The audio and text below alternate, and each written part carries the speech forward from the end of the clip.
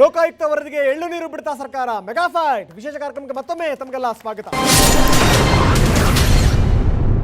ಇಲ್ಲೊಬ್ರು ಮಹಿಳಾ ಮಣಿ ಎದ್ದು ನಿಂತಿದ್ದಾರೆ. ಅಮ್ಮ, ಕೇಳಿ ನಿಮ್ಮ ಪ್ರಶ್ನೆ. ಮೌಲ್ಯಾಧಾರಿತ ರಾಜಕಾರಣ ಅನ್ನೋದ್ರ ಬಗ್ಗೆ ನಾನು ಕೆಲವು ಅಂಶಗಳು ಹೇಳಿ, ಮತ್ತು ಈ ಭ್ರಷ್ಟಾಚಾರನ ನಿರ್ಮೂಲನೆ ಆಗಲ್ಲ, ಭ್ರಷ್ಟಾಚಾರ ಕಮ್ಮಿ ಮಾಡಬೇಕಾದಾಗ ನಿಮ್ಮ ಮನಸ್ಸಲ್ಲಿ ಉದ್ಭವಿಸೋದ ಯಾವ ಒಂದು ಕ್ರಮಗಳಿದೆ?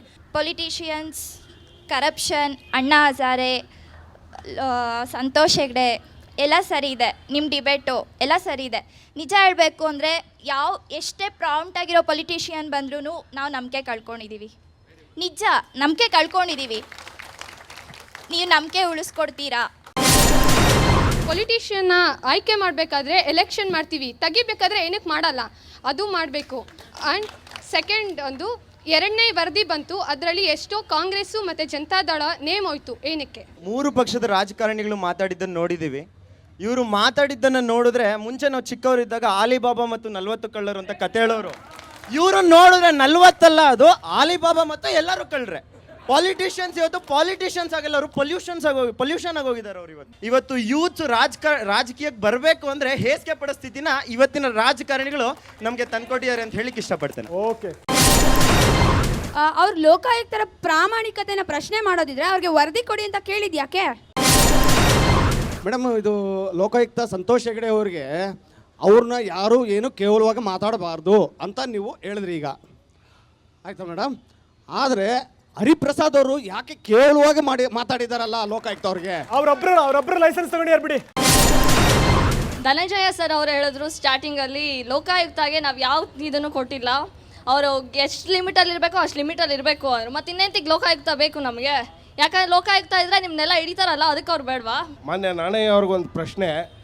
ಇತ್ತೀಚೆಗೆ ತಾವು ಯಾವಾಗಲೂ ಯಡಿಯೂರಪ್ಪ ಅವ್ರಿಗೆ ಗಣಿ ಹಗರಣದಲ್ಲಿ ರಾಜೀನಾಮೆ ಕೊಡಿ ಅಂತ ಹೇಳಿ ಪಟ್ಟಿಡ್ದು ಕೊನೆ ಪಕ್ಷ ಅವ್ರಿಗೆ ಇಳಿಸೋವರೆಗೂ ಬಿಡಲಿಲ್ಲ. ದಳ ಅನ್ನೋದು ಇತ್ತೀಚೆಗೆ ಪೇಪರಲ್ಲಿ ಕಾಣ್ತಾನೆ ಇಲ್ಲ. ಇತ್ತು ಮುಂಚೆ ನಾವು ದಿನಾ ಪೇಪರಲ್ಲಿ ಕುಮಾರಸ್ವಾಮಿ ಅವ್ರದ್ದಾಗಲಿ ದೇವೇಗೌಡರದ್ದಾಗಲಿ ದಳದ್ದು ಭಾಳ ಹೋರಾಟ ನಡೀತಿತ್ತು. ಇತ್ತೀಚಿನ ದಿನದಲ್ಲಿ ಅವ್ರು ಮರೆಯಾಗಿ ಹೋಗ್ಬಿಟ್ಟಿದ್ದಾರೆ ಅಂತ ಕಾಣ್ತಾ ಇದೆ. ಇವರೆಲ್ಲರೂ ಸ್ತಬ್ಧವಾಗಿ ಎಲ್ಲರೂ ಅಡಗೋಗಿದಾರ ಅನ್ನೋದನ್ನು ನಾನು ನಾಣಯ್ಯ ಅವ್ರಿಗೆ ಕೇಳ್ಕೊತೀನಿ. ಓಕೆ, ಧನಂಜಯ ಕುಮಾರ್ ಅವರೇ, ನೋಡಿ, ನಿಮ್ಮ ಪಕ್ಷದ ನಾಯಕರು ಅಂತ ಏನೇನಿದ್ದಾರೆ, ಯಾರ್ಯಾರು ಉನ್ನತ ಸ್ಥಾನದಲ್ಲಿದ್ದರು, ಅವರೆಲ್ಲರೂ ಕೂಡ ಈ ಸಮಾಜಕ್ಕೆ ಅವರು ಯಾವುದೂ ಕೂಡ ಒಳ್ಳೆ ಕೆಲಸಗಳನ್ನು ಮಾಡಿಲ್ಲ.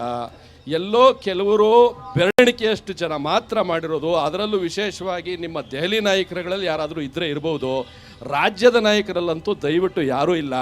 ಆದ್ದರಿಂದ ನೀವುಗಳೇ ನಿಮ್ಮ ತಪ್ಪುಗಳನ್ನ ಒಪ್ಕೊಂಡು ಡೈರೆಕ್ಟಾಗಿ ಪರಪ್ಪನಗರಕ್ಕೆ ಹೋಗೋದು ಒಳ್ಳೆಯದು ಅಂತ ನನ್ನ ಭಾವನೆ. ವಿರೋಧ ಪಕ್ಷದವ್ರಿಗೆ ಕಲ್ಲುಗಾರಿಕೆ, ಮರಳುಗಾರಿಕೆ, ಮಣ್ಣುಗಾರಿಕೆ ಅಂತೆಲ್ಲ ಹೇಳಿದ್ರೆ ವಿರೋಧ ಪಕ್ಷದವ್ರಿಗೆ ಎದೆಗಾರಿಕೆ ಇಲ್ವಾ ಕೇಳೋಕೋರ್ನ? ನಿಮಗೆ ಅಧಿಕಾರ ಸಿಕ್ಕಿದ್ದು ಒಂದು ರೀತಿಯಲ್ಲಿ ಜನರ ಅನುಕಂಪದಿಂದ.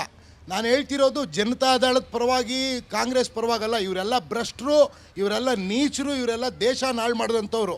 ನೀವು ಸರ್ ಮಾಡ್ತೀವಿ ನಾವು ಅಂತ ಬಂದವರು. ಇವತ್ತು ನಿಮ್ಮ ಪರಿಸ್ಥಿತಿ ಹೆಂಗಾಗಿದೆ ಅಂದರೆ, ಇಷ್ಟು ದಿವಸ ನೀವು ಒಬ್ಬ ಭಿಕ್ಷುಕನ ಥರ, ಯಾರು ಅವನು ಅನ್ನ ನೀರು ಇಲ್ಲದೆ ಪರದಾಡ್ತಿದ್ದ, ಅವ್ನಿಗೋಗಿ ಒಂದು ಡೈನಿಂಗ್ ಟೇಬಲ್ನಲ್ಲಿ ನೀವು ಒಂದು ಒಳ್ಳೆ ಬಿರಿಯಾನಿ, ಚಾಪ್ಸ್ ಎಲ್ಲ ಕೊಟ್ಟರೆ ಅವ್ನು ಯಾವ ರೀತಿ ಊಟ ಮಾಡ್ತಾನೆ ಅಂದರೆ, ಮುಂದೆ ಸಿಗುತ್ತೋ ಇಲ್ವೋ ಅಂದ್ಬಿಟ್ಟು ಚಾಪ್ಸನ್ನ ಬಾಯಿ ಒಳಗಡೆ, ಕೈಮಾನ ಮೂಗೊಳಗಡೆ, ಬಿರಿಯಾನಿನ ತಲೆ ಒಳಗಡೆ ಆ ಥರ ತಿಂದಾಕ್ಬಿಟ್ಟಿದ್ದೀರಾ. ಒರೆಸ್ಕೊಳ್ಳೋದಕ್ಕೆ ಟೌಲ್ ಥರ ಇವಾಗ ಸಂತೋಷ್ ಹೆಗಡೆನ ವಿಲನ್ ಮಾಡಕ್ಕೆ ಕೊಟ್ಟಿದ್ದೀರಾ. ಆಗಲಿ, ಸಂತೋಷ. ನಮಗೆ ಮತ್ತು ನಮಗೆಲ್ಲ ಜನಸಾಮಾನ್ಯರಿಗೆ ಒಂದು ಗೊತ್ತಾಗಬೇಕು, ಇಲ್ಲ ಸಂತೋಷ್ ಹೆಗಡೆ ವಿಲನ್ನ, ಇಲ್ಲ ಮಾನ್ಯ ನಿಮ್ಮ ಯಡಿಯೂರಪ್ಪನವ್ರು ವಿಲನ್ನ. ಯಾರನ್ನಾದ್ರೂ ಒಬ್ಬರನ್ನ ಹೀರೋ ಮಾಡಿ, ಒಬ್ಬರನ್ನ ವಿಲನ್ ಮಾಡಿ, ಹೀರೋಯಿನನ್ನು ನಾವೇ ಯಾರನ್ನಾದ್ರೂ ಸೂಚನೆ ಮಾಡ್ತೀವಿ.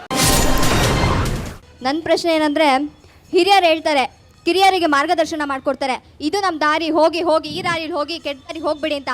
ಬಟ್ ಇಲ್ಲಿ ಕೆಲವೊಬ್ಬರು ರಾಜಕಾರಣಿ ವ್ಯಕ್ತಿಗಳಿಂದ ದಾರಿ ಮಾಡ್ಕೊಡ್ತಿದ್ದಾರೆ ನಮ್ಮಂಥ ಕಿರಿಯರಿಗೆ, ಈ ದಾರಿಲಿ ಹೋಗಿ ನೀವು, ಇದು ಭ್ರಷ್ಟಾಚಾರ ಅಂತ. ಇಡೀ ದೇಶ ಅಂದರೆ ನಮ್ಮ ಬೆಂಗಳೂರು ಸಹ ಎಲ್ಲ ಕಡೆ ಅಣ್ಣಾ ಹಜಾರೆಯವರ ಒಂದು ಚಳುವಳಿ ನಡೆಸ್ತು.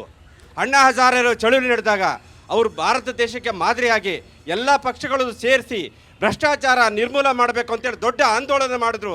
ಬೆಂಗಳೂರಲ್ಲಿ ಲಕ್ಷಾಂತರ ಸ್ಟೂಡೆಂಟ್ಸು ಬಂದು ಅವ್ರಿಗೆ ಬೆಂಬಲ ಕೊಟ್ಟರು, ರಾತ್ರಿ ಹಗಲು ದುಡಿದ್ರು. ಇಡೀ ದೇಶನೇ ಅವ್ರ ಬಗ್ಗೆ ನೋಡ್ತು, ಅವರ ಒಂದು ವಿಚಾರ ಒಪ್ಕೊಳ್ತು. ಇದನ್ನು ಇದೇ ಕಾಂಗ್ರೆಸ್ ಪಾರ್ಟಿನವರು ಬೆಂಬಲಿಸಲಿಲ್ಲ. ಯಾಕೆ? ಸೆಂಟ್ರಲ್ನಲ್ಲಿ LK ಅದ್ವಾನಿ ಅವರು ಜನಚೇತನ ಯಾತ್ರೆ ಅಂತ ಮಾಡ್ತಾ ಇದ್ದಾರೆ. ಅದು ಭ್ರಷ್ಟಾಚಾರ ವಿರುದ್ಧ ಮತ್ತು ಕಪ್ಪಣ ವಾಪಸ್ ತರಬೇಕಂತ ಕೇಳ್ತಾ ಇದ್ದಾರೆ. ಅವರು ಮತ್ತೆ ಕರ್ನಾಟಕಕ್ಕೆ ಬರ್ತಾ ಇದ್ದಾರೆ ಅವರು ಕೂಡ.